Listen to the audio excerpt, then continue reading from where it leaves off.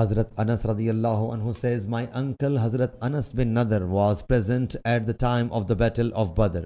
He said, I was not present in the first battle, but if Allah Jalla Jalaluhu blessed me with a chance to fight under the command of the Prophet sallallahu alaihi wasallam, Allah Jalla Jalaluhu will show what the acts of bravery I will do. So he participated in the battle of Uhud. When the Muslims could not stand firm, he said, I express my disinterest in what some of the Muslims have done and denouncement to what these polytheists have done.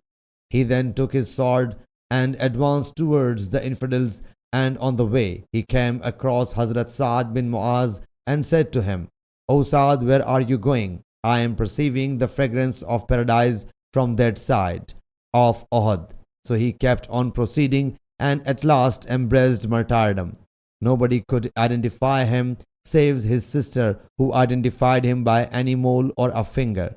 There were more than 80 spear, sword or an arrow gashes on his body. Sahih Bukhari Hadith number 4048.